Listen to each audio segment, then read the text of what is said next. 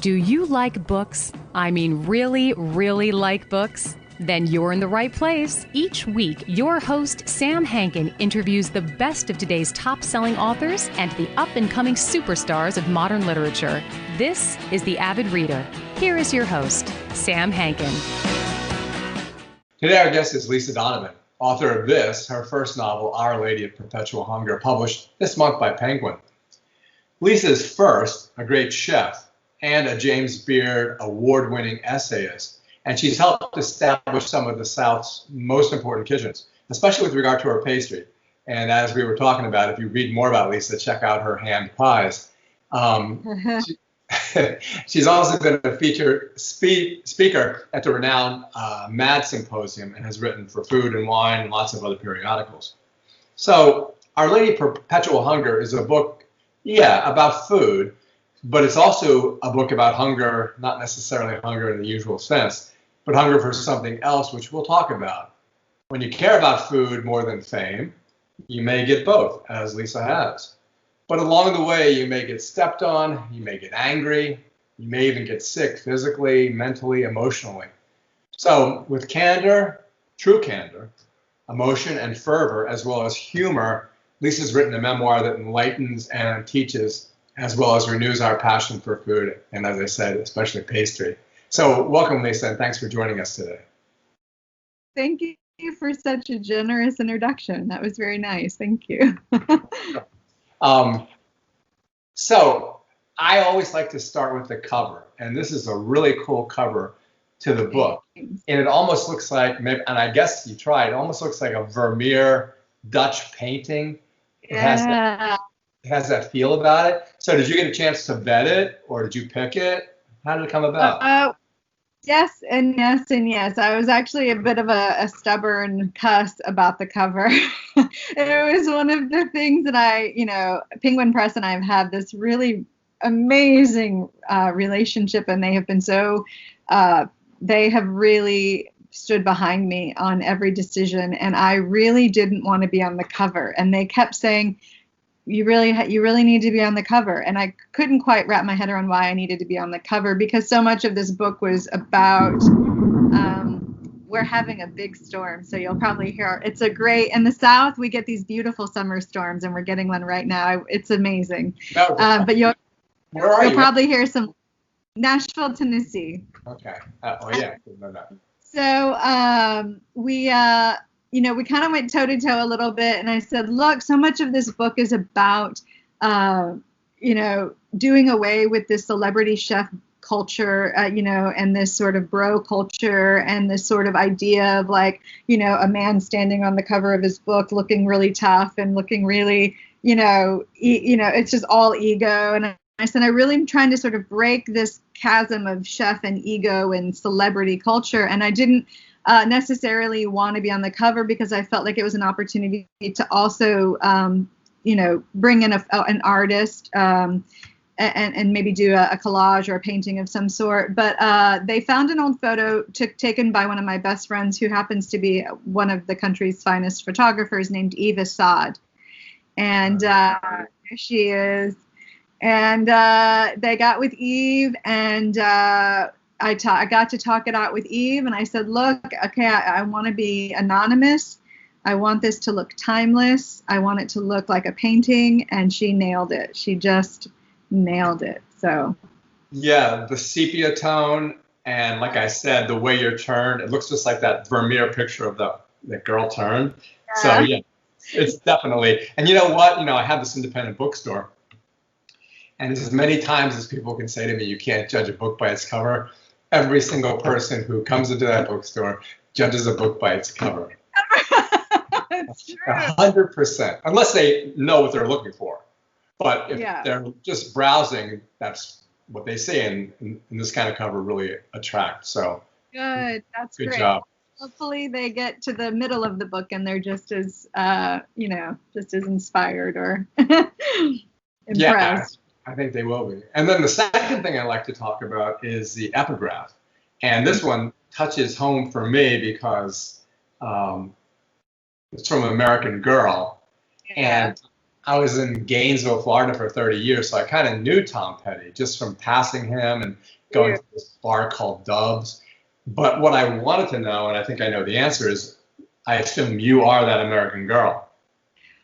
It's funny. I had a couple of epigraphs that I was going between. One of them was an Ursula Le Guin quote that was really beautiful and heady and about women telling their stories and felt really succinct with the messaging of the book. And then I just sort of had this moment, where I was sort of thinking about the more plain sort of idea behind this book. And so much of the plain language of this book can just be sort of distilled into those, that one sentence, which is there's this idea for women, for girls that grew up at a certain time as American girls, as American humans, where, it's the land of opportunity, it's the land of everything, and we were sort of told and taught. So much of our conditioning was this almost on a loop.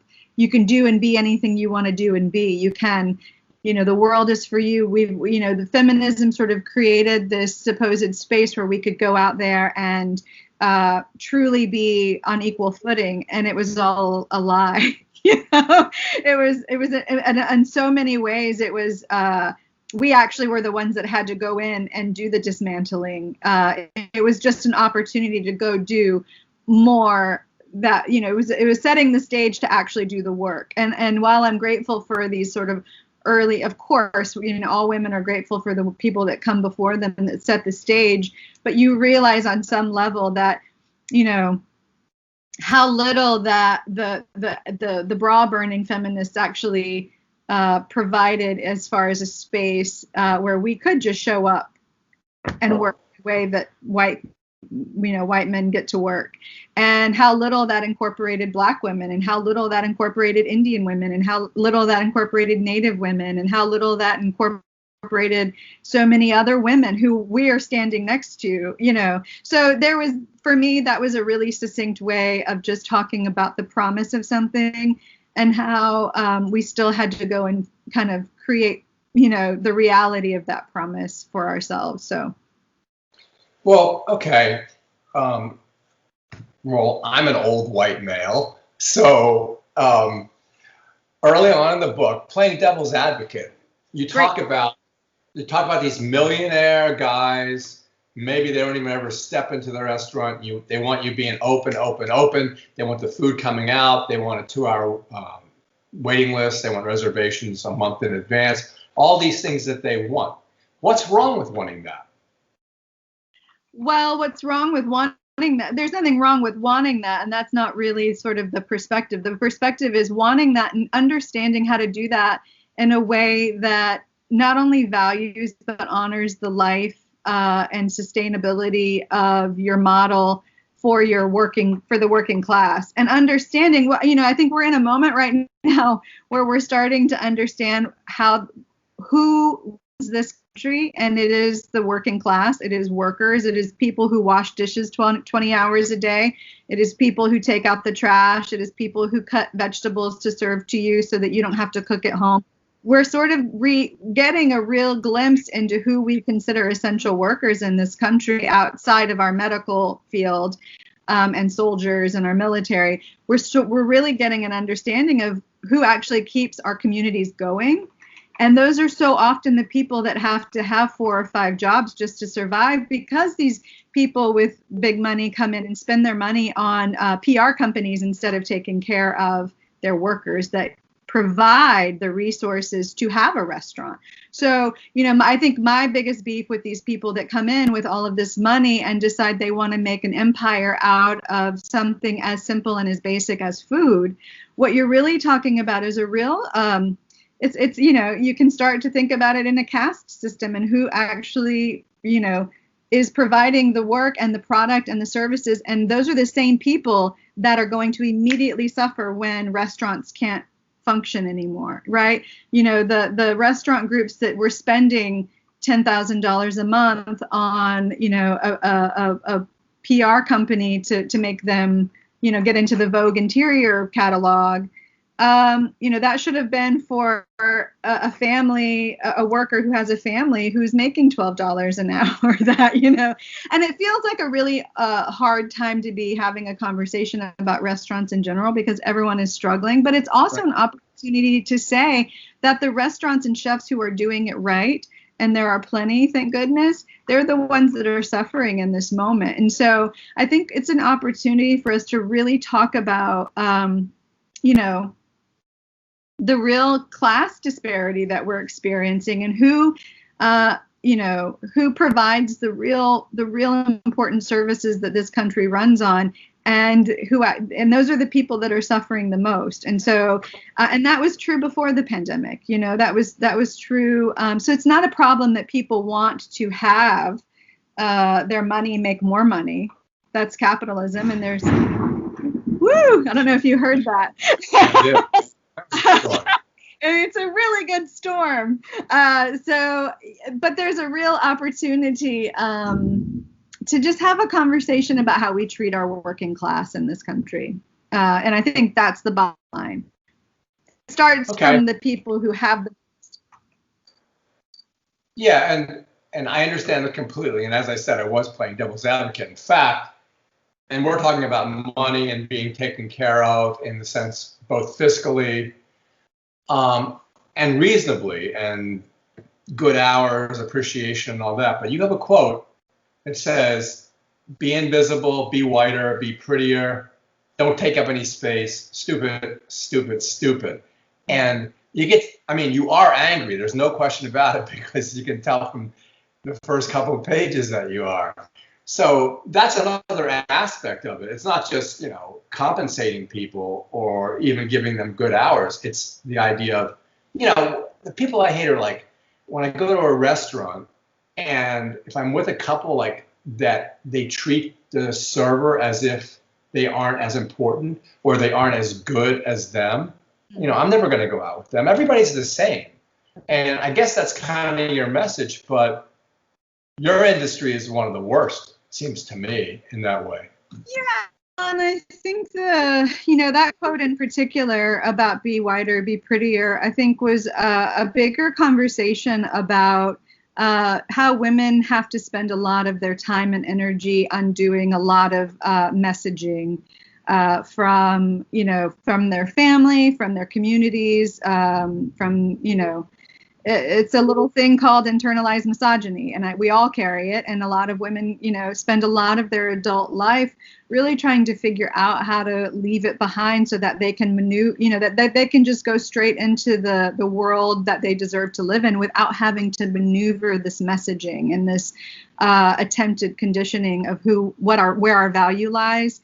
And that seems like a conversation we should have been able to stop having years ago, but the reality is it's still very externalized. It's not even just a messaging I'm carrying around with me. It's also a messaging I meet, in many, many ways, shapes, and forms outside of my own sort of, thought processes about what I deserve and what I don't deserve. And so, I think there's an arc here that I was trying to sort of connect between my experiences and sort of this, I think there's this question going around of like what radicalized you, and I think the restaurant industry is, what officially sort of radicalized me about workers' rights and about how we treat the people that, basically carry the weight of this country on their backs. And that conversation coupled with my own personal sort of journey with why I make or previously had made exemptions for people that condone things that keep people down and oppress people is something I really also wanted to address, because I think a lot of this work is us addressing it with ourselves as well. So. Yeah, and the other thing is, I've been following your Twitter account, and this, okay, I don't know if you want to talk about it in this context, but because we're trying to sell your book, but what your comments about Kamala Harris and how happy you are that she was chosen by Biden. what you're saying about radicalization kind of goes to that. And so I'm starting out with cooking and with your Nana and things like that. But at the same time, well, we learn a lot about you, some of which is a little off, and we can talk about that too. But okay. So how did you, okay, what about your political position? I mean, you said you become radicalized, and there was a process during which that happened. And now it ends up here where you are, and you're fighting for a cause. Mm-hmm. Tell me a little bit, even from your childhood, how that began and how it's become stronger and stronger, because it is very strong. I think I would, I think because of, I want to make it really clear because of the sort of temperance or lack thereof of the moment of what I mean by radicalization. I mean, for me, a personal radicalization of my own spirit and of my own expectations in the world. And I don't consider myself all that politically radical. I think whenever I, am excited about someone like Kamala Harris, it is because I think that she speaks to a better version of our country than we have right now. And I don't think that's radical at all. I think that is another way of sort of paying attention to the things that make this country work instead of the things that destroy this country, which is, I believe, squarely where we are right now. And so that my enthusiasm for her being our hopeful next vice president goes beyond sort of this idea that I think that in our communities, we should be thinking more clearly about the people that, that build those communities and keep those communities afloat, and not just the top down, but the bottom up. And, I do think that part of my upbringing of realizing how hard that was for my grandmother, who was a brown woman in this world, how much erasure that we have had in our family has created an anger in me of the loss. I feel there is a real anger there because she was, the real anger comes from this realization. It's twofold. I'm very sad and heartbroken that I've lost all of these stories from her and all of this language and all of her culture because, in the 1950s and 60s and 70s and 80s, and she died in 1987, though that moment in the history of America was one where she truly, truly believed that her brownness and her Spanish tongue was a hindrance and a pain that she had to bury every day, and she hid from us. And the real anger comes from the fact that she was right. Because if I were a woman right now who was as brown as she was and who spoke Spanish and who lived by her Catholic and her Mexican traditions, you bet your ass I would never have excelled in the kitchen the way I excelled, because my skin is my dad's color and because I speak perfect English and because I don't have an accent.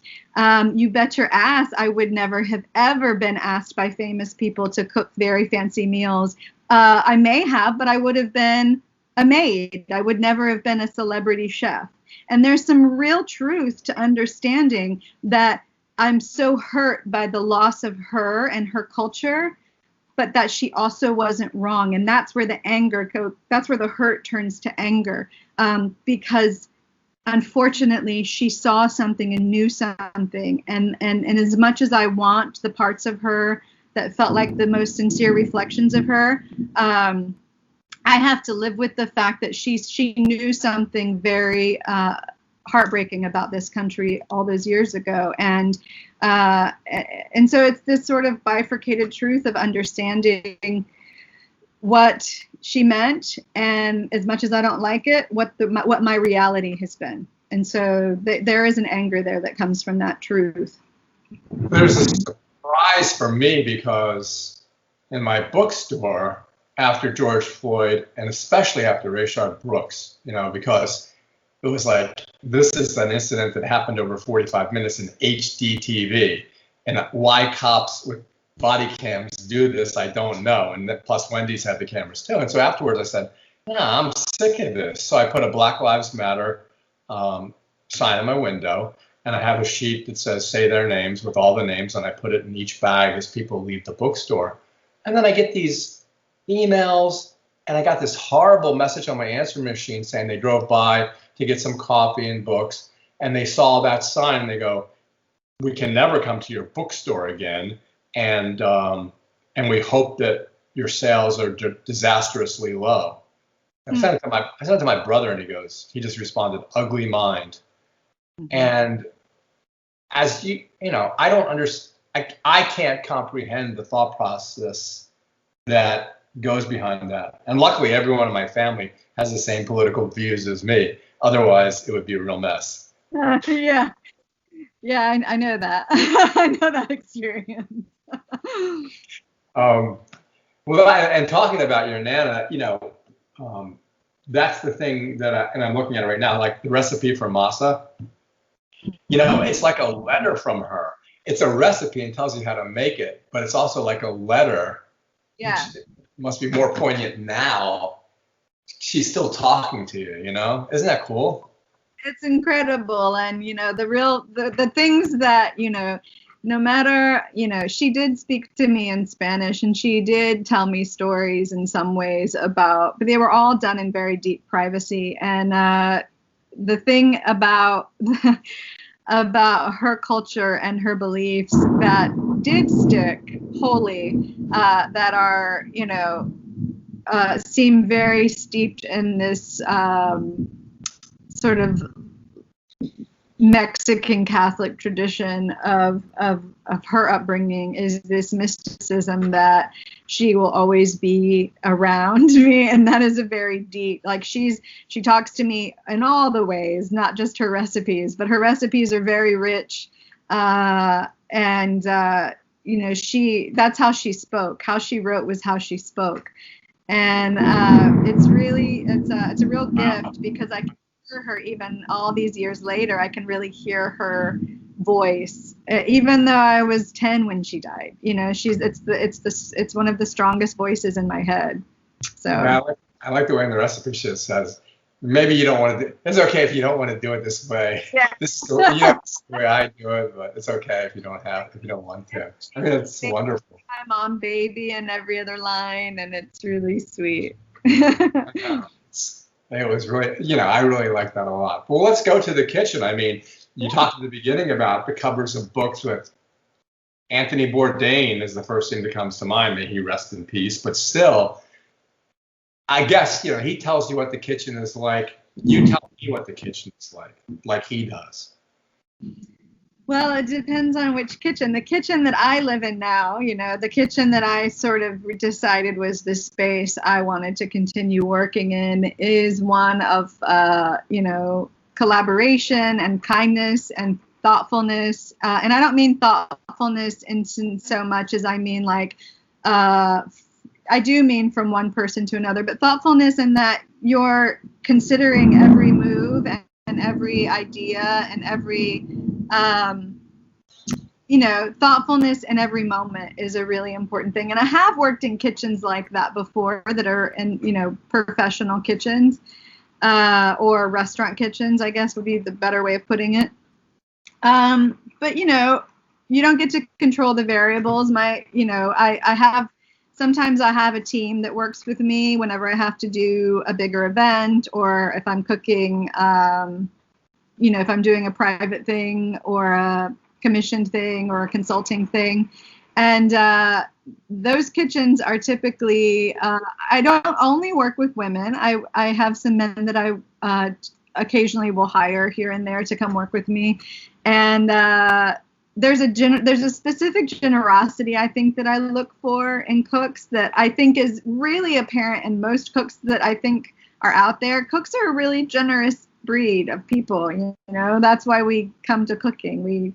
we really love to give of ourselves and be really present in the act of cooking and be present in the act of sharing a conversation with a person. And I think I just look for that generosity and sort of, I don't even look for cooking skills necessarily, because I feel like there's always something in the kitchen that someone can do, and that's, I think there's something really special about that. It is, I think I've surprised some cooks because I'm so open to change in a way that I was never able to be in a restaurant kitchen, because you have to keep things so rigid to make sure that, I can remember at the high times at Husk, whenever things were really intense, I would get so frustrated and angry if anyone would deviate from a recipe.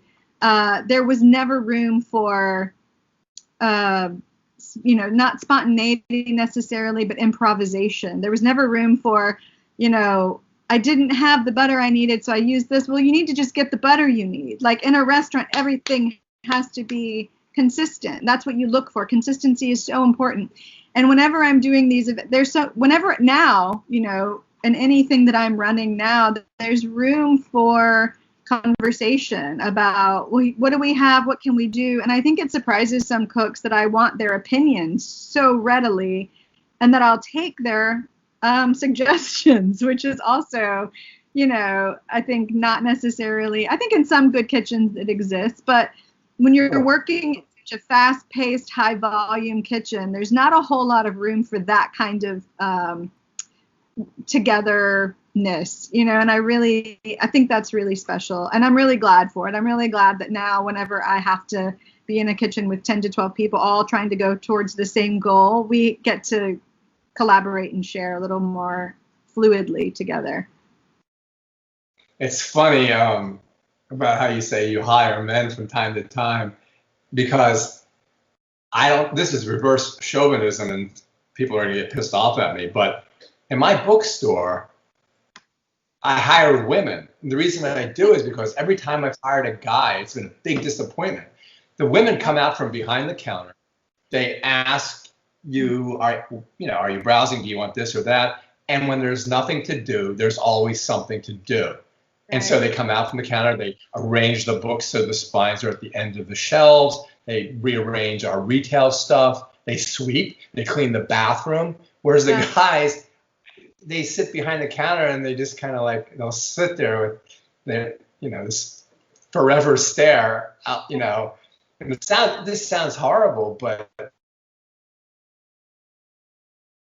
Oh, I lost you. Sorry, you cut out there for a minute, but I kind of get the gist of what you're saying. I just, I feel really lucky that I, get to work with people based on their work, and I know just as many men as I know women cooks who are eager and generous and have a great spirit and a great work ethic. And I feel real fortunate, and I quantify it because I think people so often think that, that we're all out here just trying to create covens, which are great. I have, I'm honored to be to be amongst very many strong, incredible women.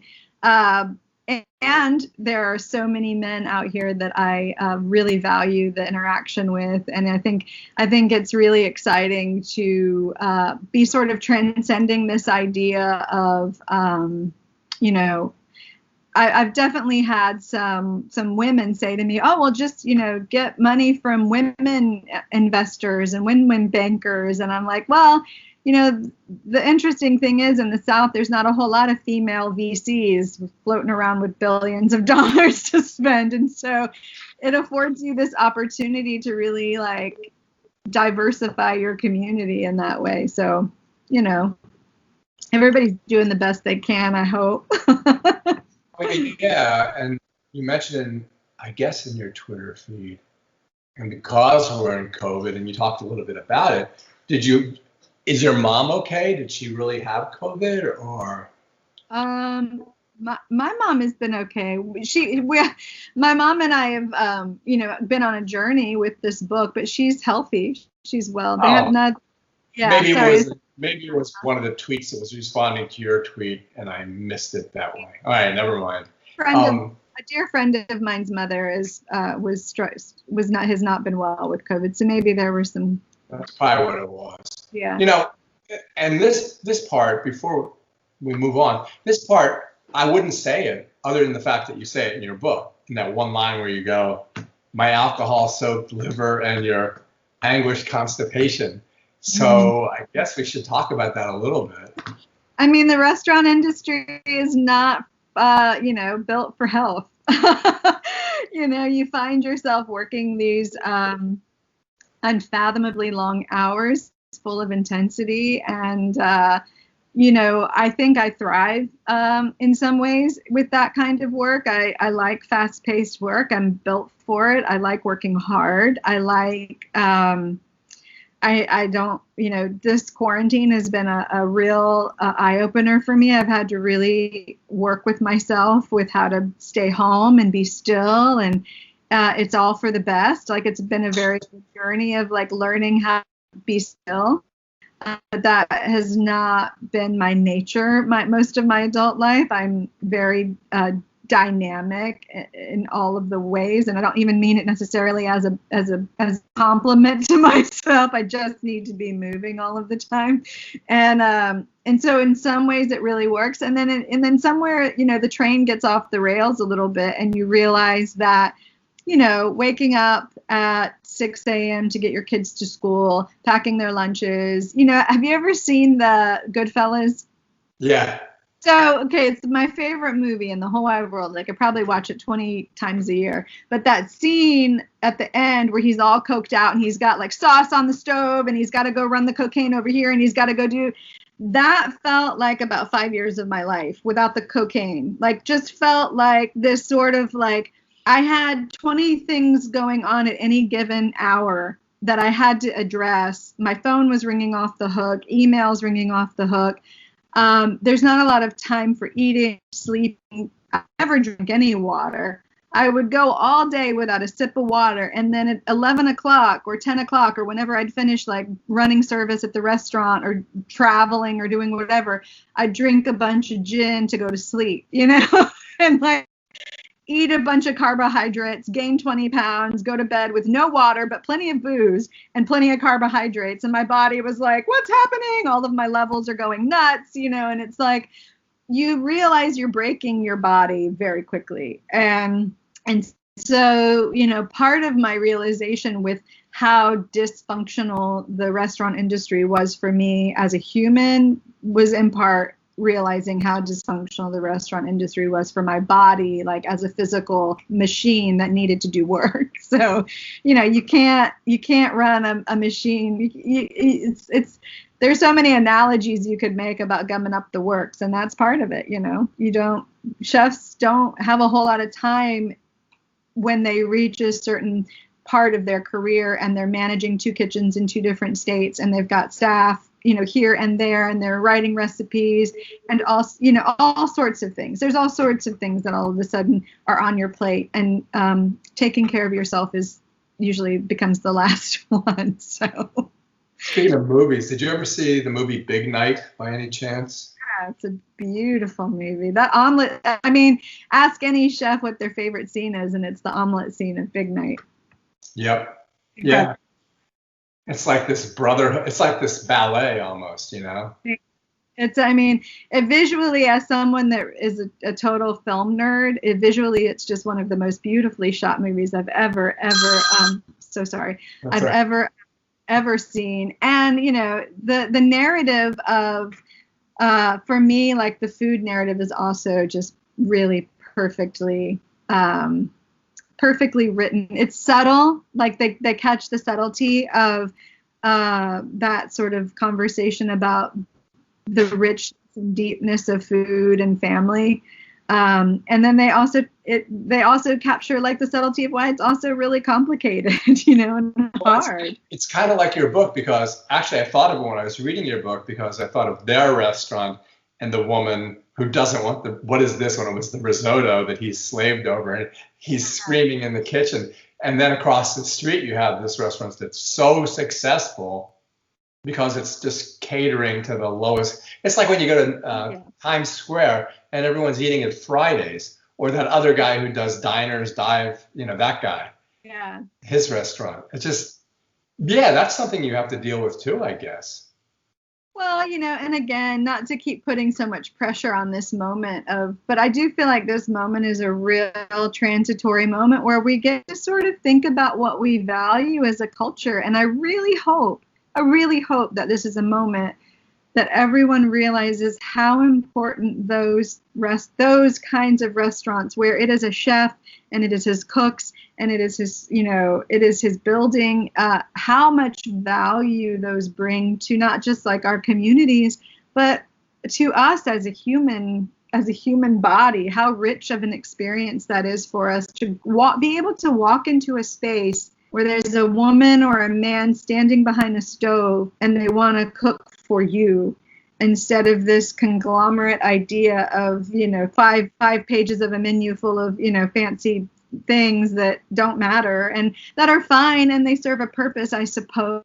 But also, I just feel there's a great hope in this moment. I want to believe there's a great hope in this moment that we can decide as an American culture that we want to protect these businesses over, the businesses that are going to be fine, the ones that are getting all of the big PPP monies and all of the big, federal government savings monies. And, they were going to be fine to begin with because they've got, or they were going to be better than some of these smaller places to begin with because they have these big lines of credit with big banks and everything. And meanwhile, the restaurants, to use Big Nut as an example, where it's, a very small team built on the sweat of their brow, built on the savings that they, cobbled together themselves because they're dedicated to this idea of serving something sincere and beautiful and true to their community. I really think this is a moment for us to do our best to try to protect those places and say, as a country, this is what we value. It's a real good moment for that, so I guess that's a political beseechment to get out there and really try to help in your communities find those places and see what they need, support those places. I interviewed, it seems like forever ago, but actually it was during COVID. I interviewed this woman who wrote this book called Wine Girl about the youngest woman sommelier in the country. And there's so many parallels because being the youngest woman, she was like 23 or maybe younger. She was just treated horribly by all of the men customers who just didn't believe that it was like that quote, be visible, don't take up any space. You're stupid, you're stupid, you're stupid. And she had to fight against that. The reason I thought about it was because during COVID, they use that service, not Grubhub or DoorDash, but they use one called Caviar. I don't know if you've heard of that one. And it delivers in New York. And so they're doing that thing where she's delivering bottles of wine or even carafes of wine and then doing it twice in one night, or mixed drinks and things like that. And the funny thing is, my brothers and I own, now I'm putting myself in that place, we own like 4 restaurants, and the sushi restaurant is actually doing better now than it was before all of this. Simply because, well, and especially now with outdoor seating, I don't know what's going to happen in the winter, but it is definitely a new paradigm. So what about you? I mean, there you are, and we talked about hand pies. Do you still? So let's start talking about food, because everyone who buys this book, there's a big part of them that's going to think, oh, there's going to be recipes throughout, and I'm going to learn how to make things. And it's true to a certain extent, but what about the food? How did you start? Why did you end up in pastries? Especially that first part when you talk about how people don't want to be working with you at the end of the night or in the beginning of the night, because pastries down like at the bottom level of everything. I mean, that's a multifaceted answer. Yeah. I got started. No, that's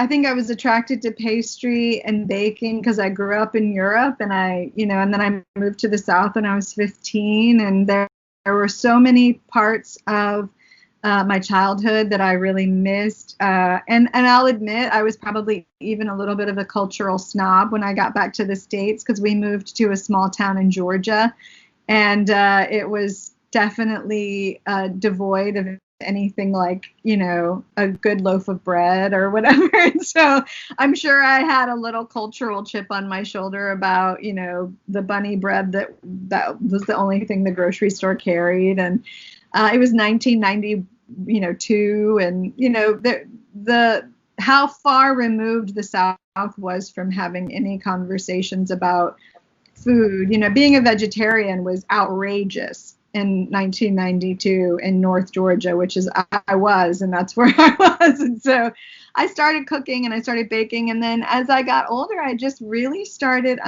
understanding that my brain really loved the technical aspect of working with food and learning how to, build, something out of literally just flour and water, and the different evolutions that could take. I initially started by baking bread, and that was my first true passion. I really, really thought, if you had asked me at 18 or 19 or 20, what I wanted to do was to open a bakery. I want in a bread bakery solely, like an old time French bread bakery that just was a big oven where you're just churning out bread. And I was so obsessed with the idea of that, and being a part of a community in that way, it would really appeal to me. And then, life happens and you have a kid, and all of a sudden you're cooking for your kid and your kids and your husband, and you're trying to make a living. And I knew also early on that I really wanted to incorporate writing. I had been a writer, it sounds cheesy, but I think people are, either born a writer or not typically, and I had written my whole life, and I had really had this urge to write. And so I knew that I could find my way. The thing that didn't scare me about food, committing myself to food, was that I knew I could also write. There was an aspect of food that would still allow me to write. And so I didn't feel like I was having to leave one for the other, which was really appealing to me because I'm very non-committal. And so I decided, well, I'm going to go down this road. And I really embraced the work of baking and loved it. And it was really special to me. And I was able to make a living in my community, and then eventually work in restaurants. And then I was able to write, and, and I think, for me, the hand pies were such a really big moment, because I worked really hard to sort of combine this French technique that I had spent all of my younger years teaching myself with this idea of what Southern baking is and what Southern pastry is. And so combining the two became like a real special sort of pet project for me, because you can take something, and I hate the word elevate because it implies that it's not good to begin with, but just if taking something like a pie or a hand pie, and using French technique to sort of create the fruit and the pie dough and the shell, all of a sudden you get something that's like still really comforting, which is really important to me, and really accessible and really familiar, with something that is really structurally locked down. So once I nailed it, it hasn't changed in about 5 years. So that's good. Yeah. And that was first, I'm trying to look up the spot. Let me see if I can find it. In the very beginning, it's Costa Rica, right? That's where you were, Costa Rica. Uh-huh. Yeah. The fruit, the way you describe the fruit there, it's so sensory and so succulent. It just, you can see nothing like. Yeah, it makes such a difference, and people don't really think about that, but you think about it a lot. I think about it all the time, and I think, it's funny, in the South, you get so used to the rhythms of our season here, and we're very fortunate to have really beautiful fruit seasons, but we still have seasons nonetheless. And And there are some fruits that don't do so well here. And I talk about it a little bit as far as the apricots in California go. And I thought apricots were just a terrible fruit for the longest time because I'd never been to California. And then you go to California and you realize that likely apricot is the most luxurious, glorious fruit on the planet. But, you know, you have to be in the right place at the right time. And apparently in California, it's always the right time for amazing fruit. Which seems like, you know, a total unfair advantage all of the chefs have out there. They literally, they just put it on a plate for you. We have to do a little bit more work down here in the South. We get, really beautiful peaches, and then we get our Louisiana strawberries around February, and we get our Louisiana citrus in the winter, which is always really remarkable. And, we get our own fruit seasons, but, you have to be, and when I was in Costa Rica, I think Costa Rica is similar to California. It's never not great. The mangoes there are always going to be beautiful and perfect, Yeah, it seems. The way you competed with the monkeys, and it was like monkeys, yeah. You won. That was good. So I don't know if this is the kind of question everybody gives in an interview, like if you were interviewed by Terry Gross or something. But and also, are any of these people we would know? Do you have any like idols? Did you follow somebody? Were there some people that were just you were like standing on the shoulders of giants kind of thing? Oh yeah, I mean, I early on was obsessed with Pierre Hermé, who is a French pastry chef, and then by way of Pierre Hermé, I found Dory Greenspan, and everyone knows Dory Greenspan in the United States, or should. And Dory Greenspan became someone that I felt was just so, she used to write other people's cookbooks. That's how she got started. She wrote Baking with Julia about Julia Child. She wrote Pierre Hermé books. Yeah, she's brilliant. And then she started to write her own. And I could have that wrong. She might have had her own cookbook initially, but I found her by way of Pierre Hermé and Julia Child, and then became obsessed with her accessibility and the way she talks about baking, because I think baking and pastry becomes such a intimidating space for so many people. And Dory does a really great job of talking about ingredients and talking about, she understands how to communicate a recipe. And that became a language I really wanted to learn. And I learned it by watching Dory Greenspan, who now, I can call like a peer. I would never call her a peer. I take it back. She's a supernova in the scheme of things. But, I get to have a friendship with her now, and I get to, I get to connect with her as a baker in the real world. So that's been a really important relationship. I think, Diana Kennedy has always been a major inspiration because she was having conversations, and I know that there's some conversations about appropriation, and she's an English woman, but I think her story, I shouldn't say but, that's important, and I think it's also really important to talk about who she was in the context of the 1950s and 60s and 70s, and how she,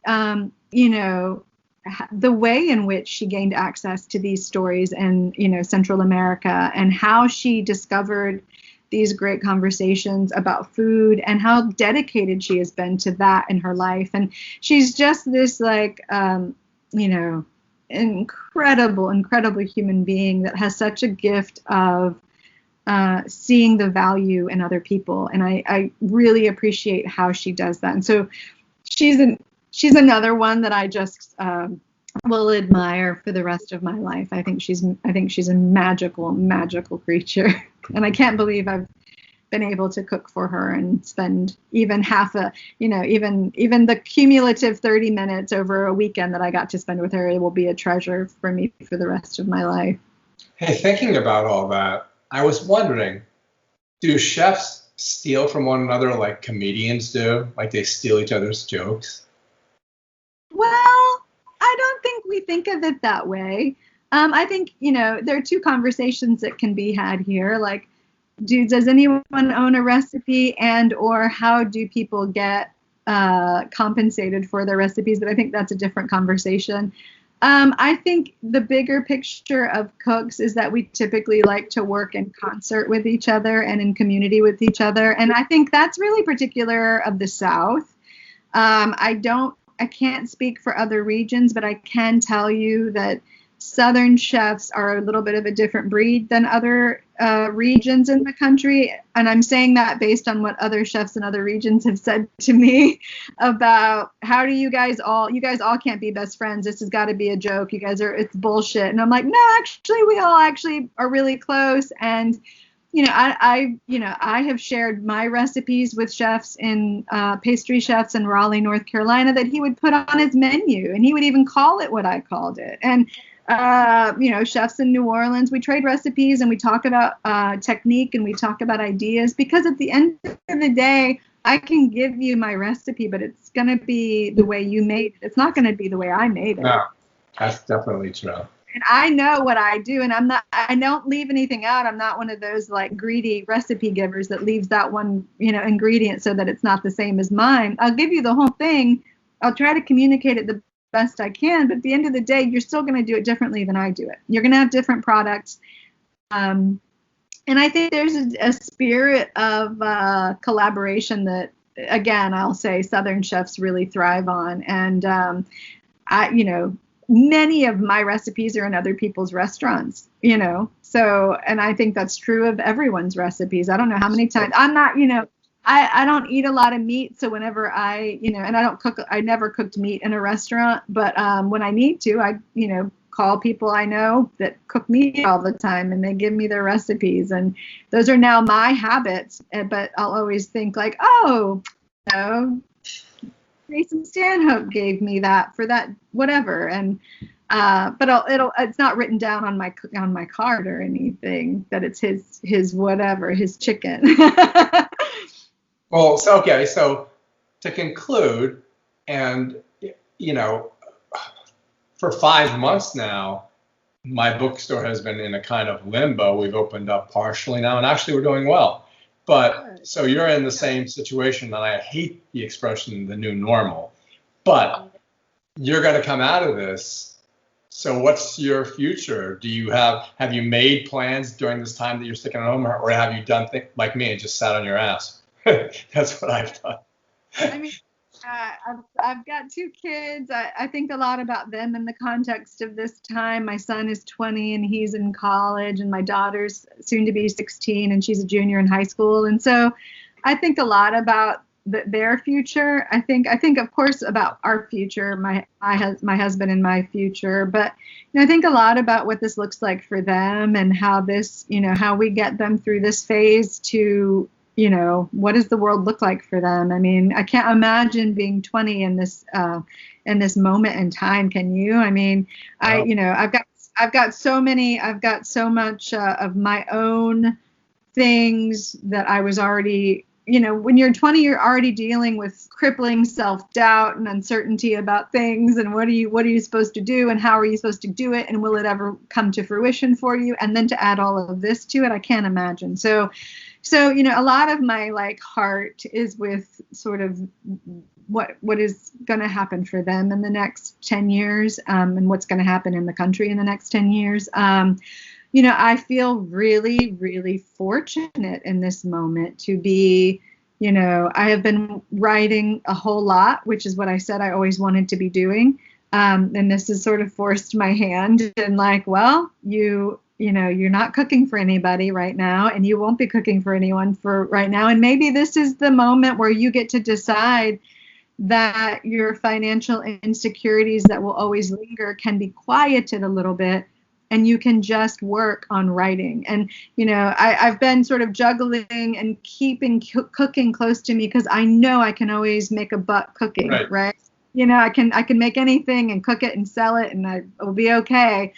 And this feels like a real truth moment for me of saying, okay, well, you're not cooking for anybody, so go make a living writing. This is what you say.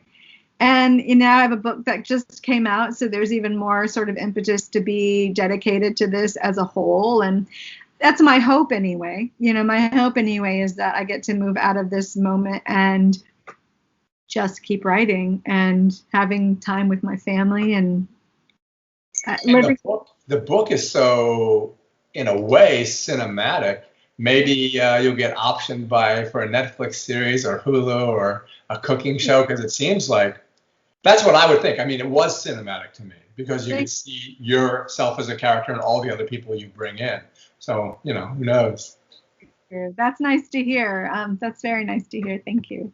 You're welcome. Well, thanks a lot for being here, taking time. I enjoyed the thunderstorm. Thanks. I could hear it. That was also very cinematic. You should have seen it. Yeah, it was cool. Especially it happened when you were talking about your Nana too. So I thought, oh, wow. Told you. Always. So again, we've been talking with Lisa Donovan. Her book is Our Lady of Perpetual Hunger. It's a memoir and published by Penguin Press. No better press than that. And published this month. We'll run this on all our social media, including YouTube, and get it up as soon as possible since the book is already out. So thanks again, Lisa. It was a pleasure talking to you. So nice to be here with you. Talk to you soon. Take care. You too.